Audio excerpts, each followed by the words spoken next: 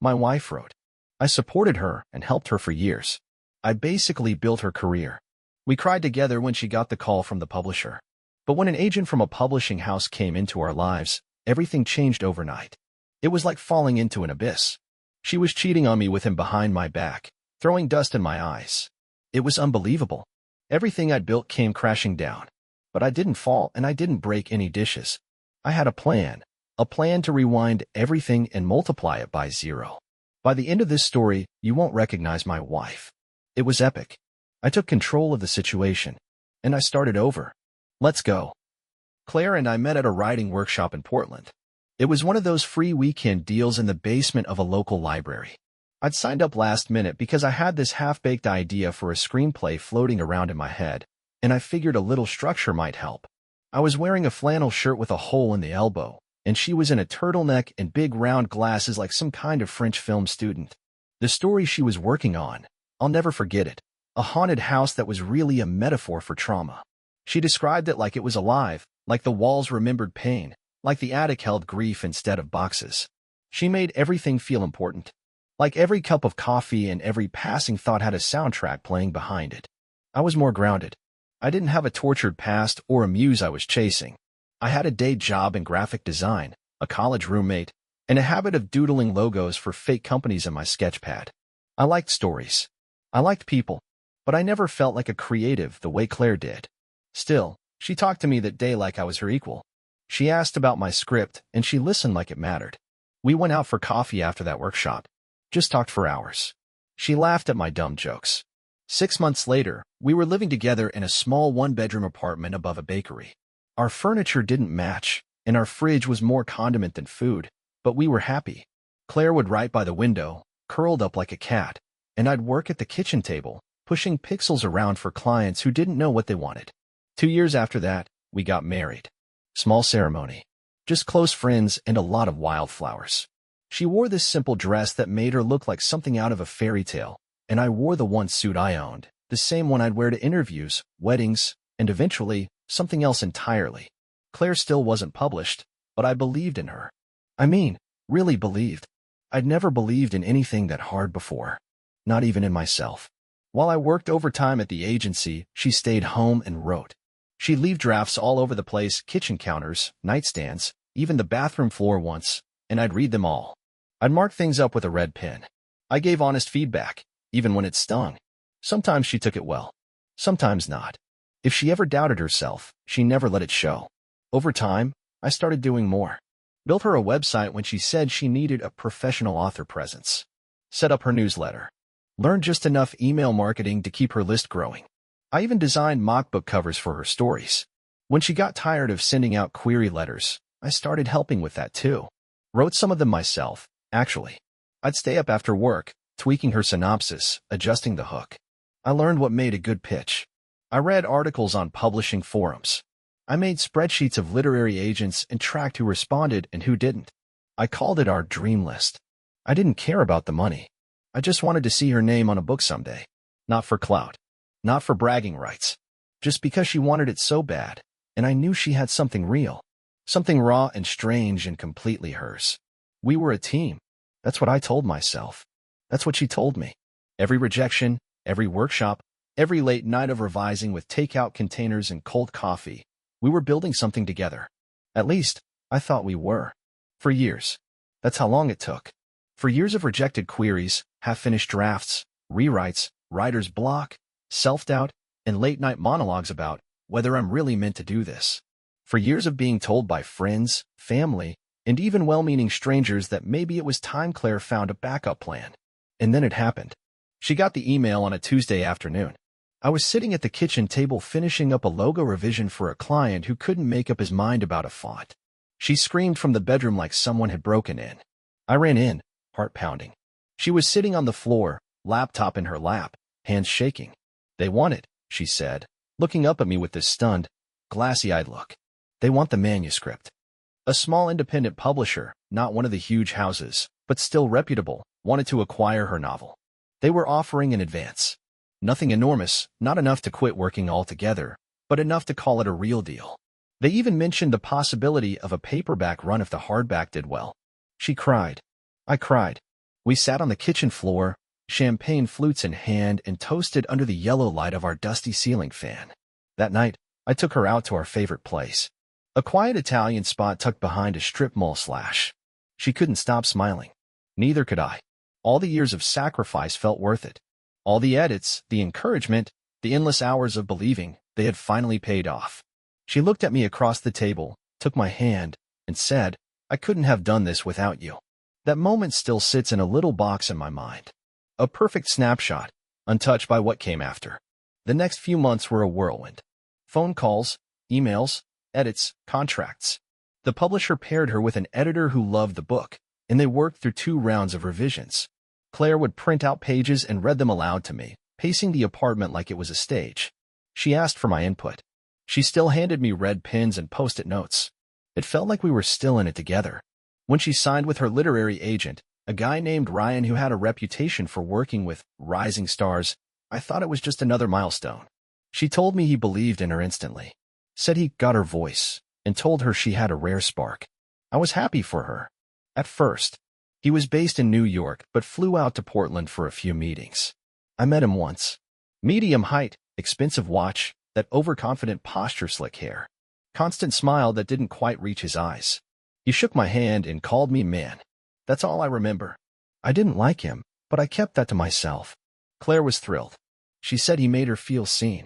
Said she felt like a real writer now. Then came the galley proofs. Advanced copies printed up for early reviewers, book bloggers, and press folks. There it was, her name on the cover. Our lives had orbited around this dream for so long, and now it had mass, pages, and ink and weight. I picked up a copy, thumbed through it carefully, and flipped to the acknowledgments. I was excited. I know that sounds small, maybe even selfish, but I was proud. I thought, maybe she wrote a little something. A line or 2. To my husband, who stood beside me. Something like that. But I wasn't in there. Not even a mention. I read through it again. Nothing. And then I saw him. To Ryan, who saw my light before anyone else did. Ryan. The agent she met 6 months ago. The guy who called her a rare spark. I stood there holding the book while Claire buzzed around the apartment showing it off on her phone, taking pictures for social media, already talking about launch day and book signings. She kissed me on the cheek as she walked past. I didn't say anything that night. I told myself it was probably an oversight. Maybe she wrote them in a hurry. Maybe she forgot. But something inside me shifted. Just a little. Like a hairline crack in a windshield. You don't notice it at first. It doesn't block your view. It doesn't make noise. But you know it's there. And the more you drive, the more it spreads. That crack started growing. Quietly, slowly, but relentlessly. Things didn't fall apart all at once. That would have been easier. Cleaner, somehow. But real life doesn't usually work like that. It began with little things. Claire used to read me her drafts, ask for my opinion, hand me pages covered in fresh red ink, and ask me to go easy, but be honest. Somewhere along the way, that stopped. I'd ask how the revisions were going, and she'd just smile and say, "It's all under control." Her laptop started spending more time closed. Her writing became private. I figured maybe it was just nerves. First book, real pressure, deadlines. I gave her space. I kept quiet. Then the trip started. The first time, she said her agent wanted her to come out to New York and meet some folks from the publishing house in person. She said it was a good sign. They don't fly just anyone out. It means they're serious. She was excited. I was proud. I even bought her a new carry-on bag as a surprise. I dropped her off at the airport and waved like an idiot as she went through security. She didn't look back. The trip went well, or so she said. She came back with stories about dinner meetings, late-night brainstorming sessions, how amazing it felt to walk the streets of Manhattan as a real author. I sat across from her at the kitchen table and listened, happy to see her happy, even if something in her eyes looked far away. She went again 3 weeks later. Then again. And again. I started noticing patterns. She wouldn't answer texts after 9 p.m. when she was in New York. Her calls got shorter, rushed. She started saying things like, "Sorry, I'm just swamped," or "We're in a loud place. I'll call you later." Sometimes she didn't. At home, things were different too. Colder. Not in a dramatic way. No screaming matches, no slammed doors, just distance. We'd pass each other in the apartment like coworkers, exchanging quick hellos and talking about errands instead of anything real. Her phone was always in her hand, and she turned it face down when she sat. I'd never noticed that before. Now I couldn't stop seeing it. I tried to ignore the voice in my head, the one whispering that something wasn't right. I told myself I was being ridiculous, insecure. I reminded myself how hard she'd worked for this, how much pressure she was under. I blamed the book. I blamed myself. I even blamed the weather. But it didn't go away. And then came the night I crossed a line. She was in the shower. Her phone was on the nightstand, screen still glowing. A message had just come through. I didn't touch it at first, just stared at it. But curiosity turned into something heavier, something uglier. Micah told me not to look, but I did. I wish I could say I was shocked by what I found. I wasn't. Not really. Somewhere deep down, I already knew. The messages were all there. Dozens of them. Some recent, others going back weeks. Claire and Ryan. Late-night texts full of private jokes and sweet nothings. He called her his storm. She told him he made her feel alive again. She said she felt caged at home, that she was tired of being edited. She said he unlocked something in her. It wasn't just attraction. It was emotional.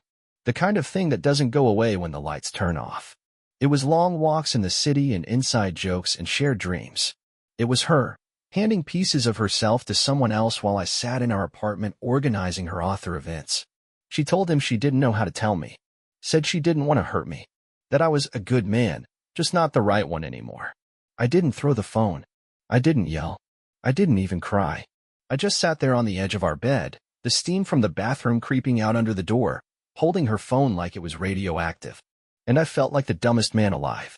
I thought about all the little things I missed, or ignored, or forgave before they even happened. I put her phone back where I found it, climbed into bed. She came out a few minutes later, towel in her hair, humming to herself. She kissed me on the forehead and said, "Thanks for being so patient with me lately." I nodded and said nothing. I waited 3 days before I said anything. 3 days of carrying it around like a stone in my chest. 3 days of pretending I didn't know. She would laugh at something on her phone or talk about work, and I'd nod and smile and make small talk, while my mind kept going back to those messages.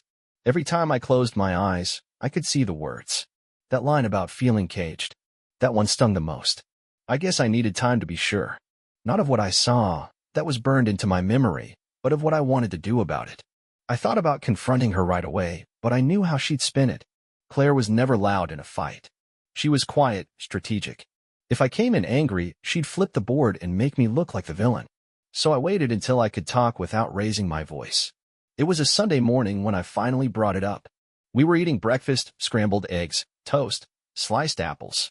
I had barely touched mine. She was sitting across from me, flipping through a magazine. I asked her, calmly, "How long have you been seeing Ryan?" She didn't flinch, didn't look shocked or confused.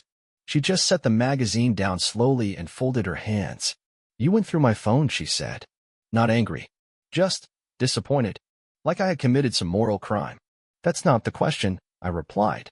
She stared at me for a second, eyes narrowed just slightly. Then she sighed and leaned back in her chair. "You always do this," she said. That caught me off guard. "Do what?" "You smother. You make everything about loyalty and sacrifice and how much you've given up for me. You hold it over my head." I blinked. "Claire, I'm asking you if you've been having an affair." She crossed her arms. "I don't even know what to call it. It's not some trashy fling. We connect. We talk about things I can't talk about with you. He understands the kind of person I am." My hands were trembling under the table. "So you're not going to deny it?" "No," she said flatly. "I'm not." I felt like someone had pulled the floor out from under me. But instead of crashing down, I just stayed there, hovering in that weightless, awful space between disbelief and clarity. She kept going. "I'm finally happy," she said. "And you can't handle it. That's what this is really about. You need me to be some version of myself that makes you comfortable, grateful, small, dependent. But I'm not her anymore." I looked at her, really looked, and I didn't see my wife. I saw someone who had already packed her bags in her mind and was waiting for the right moment to leave. "This is why I never felt safe telling you the truth," she added. That line broke something in me. Safe. I'd built my whole life around making her feel safe. I'd paid bills while she chased dreams. I'd held her while she cried over rejections. I'd believed in her when no one else did. And now I was the threat. She stood up from the table, her voice softening. "I didn't mean for it to happen like this. But you don't get to act like the victim just because you finally saw what's been right in front of you." "So what now?" I asked. She paused. I don't know. I didn't plan this. That was the most honest thing she'd said all morning. Then came the part I'll never forget. She sat down. Her shoulders suddenly slumped like the fight had left her, and tears welled up in her eyes. It's not technically cheating, she said, voice shaky. Not in the way you think. It's emotional. It's deep. I didn't want to hurt you.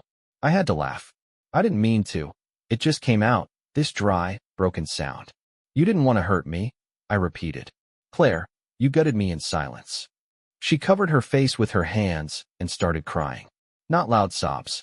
Quiet, controlled. Theatrical maybe, but still tears. And that's when I knew I had to leave the room. Not because I was going to yell or say something cruel, but because if I stayed, I would start to believe it was my fault. That somehow, I'd driven her to it.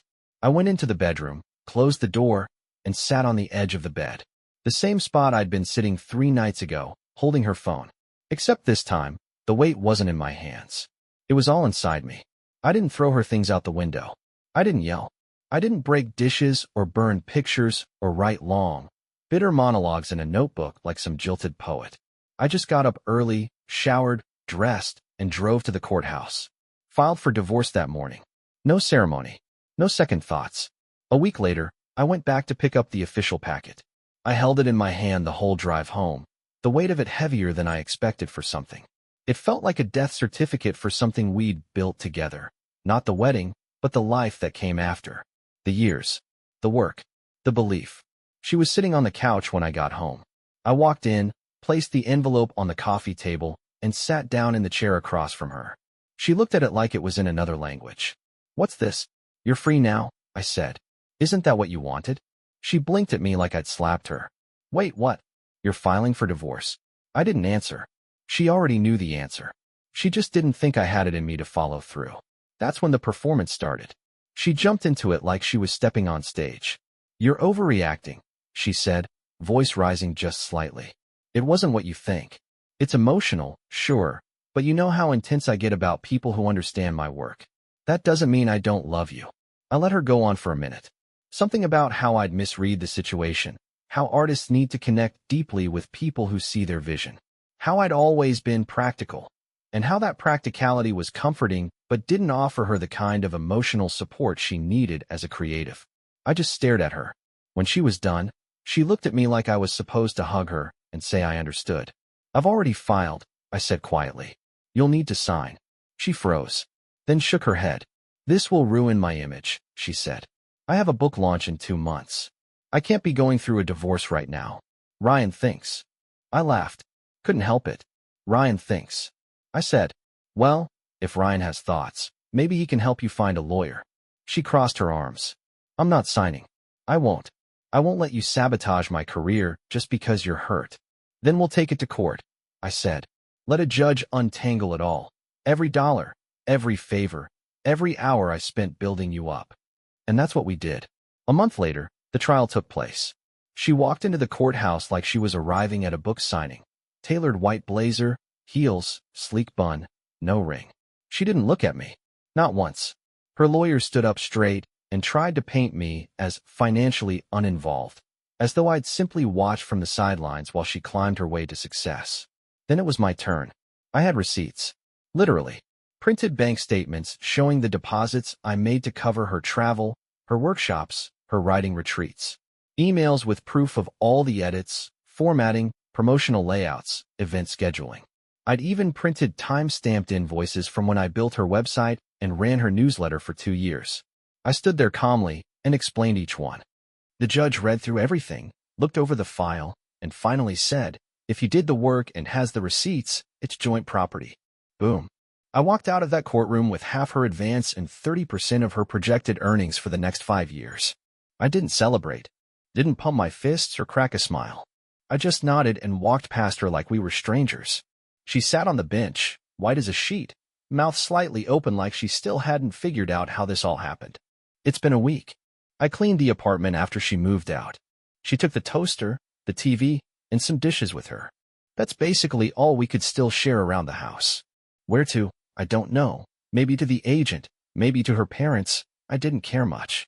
While I was digging through my old files, trying to find a client logo I remembered saving to an external drive, I found something unexpected. A folder labeled First Draft, working title. Curious, I clicked it open. It was her manuscript, one of the earliest versions. From back when she used to read scenes out loud to me at the kitchen table, trying to find the right voice. We used to argue over whether the main character should be angry or just broken. I remember that draft. I started reading, and what I found wasn't just familiar. It was me. My words. My phrasing. Jokes we shared. Arguments we had. Whole paragraphs lifted from real life, conversations she'd turned into dialogue and sprinkled throughout the story like Easter eggs for no one but herself. But in the final version, I was gone. Rewritten. Erased. She hadn't just fictionalized our life. She'd plagiarized it. And then replaced me with someone who said all the same things, but looked better in a blazer and had a literary agency behind him. I sat there, stunned, hands resting on the keyboard. Then slowly, I opened a blank document. And I started typing. I didn't start writing out of anger. Not exactly, anyway. It was more like pressure finally releasing after months of holding it all in. So I wrote. Not for her. Not to prove anything. For me. I wasn't trying to be clever or poetic. I didn't care if it was publishable or clean or structurally tight. I took her plot and told the real version. The one where the husband sacrifices everything to support his wife's dream. Where he edits her drafts, builds her platform, cheers her on from the sidelines like a man who truly believes he's part of something greater. I made her the protagonist. Not the charming, complicated heroine from her final draft, but the version she kept behind closed doors. I called it Chapter 27. A little nod, or jab, to something she once said while pacing around our apartment at midnight. She told me every good book had a turning point in Chapter 27. That's where, in her words, everything burns. So I burned it. The story wasn't mean. It wasn't a hit piece or a manifesto. It was just honest. But I told it in scenes. Fictionalized just enough that I could hide behind the voice if I had to. Changed names, changed places. Added some dialogue that had never actually happened but felt emotionally true. And I gave the husband his own voice, something I don't think I'd had in a long time. Writing it was like breathing again. I worked on it every night after dinner. Didn't tell anyone. Didn't plan to. I wasn't trying to publish or submit or pitch. I wasn't interested in the journey to authorship Claire used to talk about in her blog posts. I just wanted it out of me. After 2 weeks, I had a rough draft. It was raw, a little uneven in places, but it was real. I read it straight through one night, and when I finished, I felt something I hadn't in a long time. Peace. I still don't know exactly what made me post it. Maybe curiosity. Maybe something in me hoped someone, somewhere, would read it and see themselves in it. So I created a new email, tossed together a basic author bio, and put it out there on a couple of platforms. No name. No fanfare. Just the story. I figured a few people might click on it. Maybe leave a comment or two. I didn't expect much. But what happened next surprised me. It started with one comment. I'd posted Chapter 27 late one night, not expecting much. Just wanted it out there. A digital message in a bottle, floating somewhere no one I knew could find it. I checked back the next morning, and there were maybe 5 comments. A few more views than I expected. I figured that was about the extent of it. But then I checked again that evening, and it had grown. People were sharing it. Commenting. Highlighting lines and quoting paragraphs like they meant something. I read them all, every single one. This hit too close to home. I've lived this story. Is this based on a true story? Dozens of them. Then hundreds. They weren't asking for more drama. They weren't hunting for revenge. They just connected. That was the part one didn't see coming. How many people saw themselves in it? How many felt like someone had finally put their own confusion and heartbreak into words? The story had a quiet pulse to it, and somehow it resonated. I was proud, but in a quiet way. Like watching something grow that you planted without realizing it would ever take root. It didn't feel like success. It felt like relief. And then came the twist.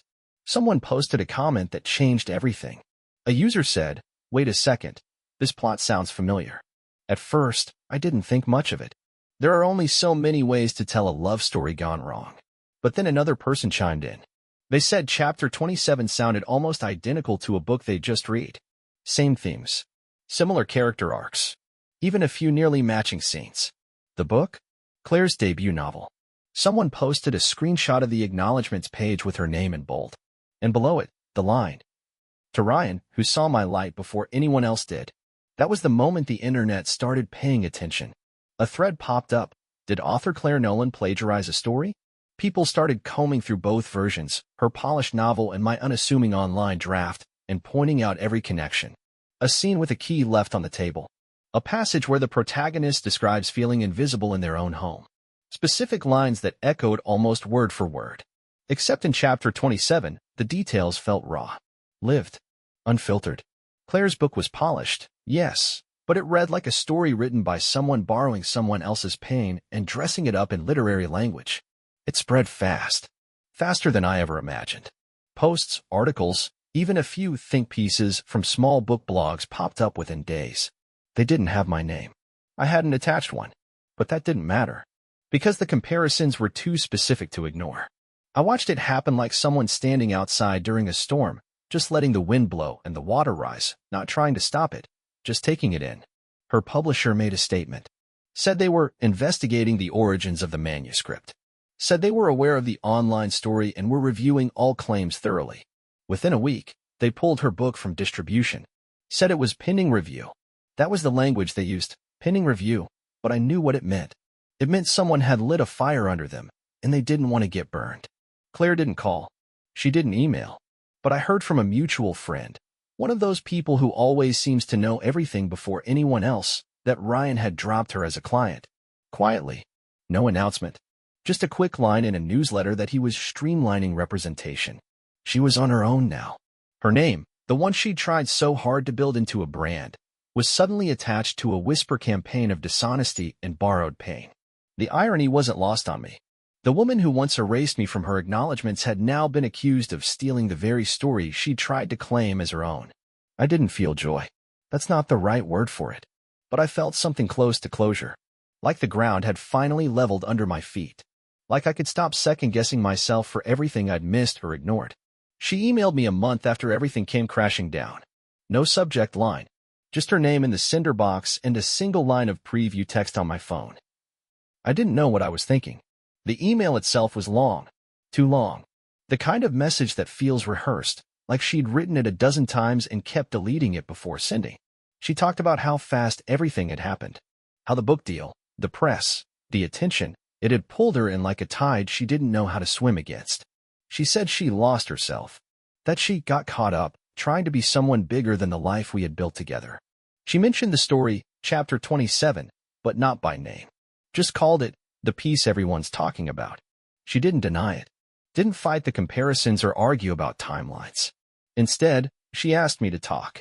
Said she didn't want anything dramatic. No arguments. Just a conversation. We owe each other that much, she wrote. But I didn't reply. Not out of anger. I just didn't feel like I owed her anything anymore. By then, I was busy with something new. Chapter 27 had caught the attention of a small indie press based just a few towns over. They reached out through the email I'd used to post the story, said they loved the voice and asked if I'd be willing to expand it into a short novel. I didn't jump at it. Took my time. Thought about it. But eventually, I said yes. Not because I wanted to be an author. I still don't think of myself that way. And because I realized I have something worth saying, and I don't need anyone's permission to do it. They printed a small run, paperback, matte cover, nothing flashy. Black and white with a quiet kind of dignity to it. Just the title, Chapter 27, and a pen name I picked at the last second. Mr. Acknowledged. A bit on the nose, maybe, but it felt right. I don't know what Claire's doing now. Last I heard, her book was still off shelves and her name hadn't shown up on any new author rosters. Maybe she's writing under a new name. Maybe she's teaching workshops or ghostwriting or just waiting for the storm to pass. Whatever the case, it's not my story anymore. I don't hate her. I don't wish her harm. But I do hope, in some part of her, she realizes what she threw away, not just me, but the version of us that could have been something lasting. The one we started writing together, before it all changed. Now, when people ask if I'm going to write another story, I just tell them we'll see. But one thing's for sure, This time, my name will be on every page. Share your thoughts in the comments. Would you be able to forgive your wife's infidelity if you invested half your life in her? If you liked the story, subscribe to the channel and give us a like.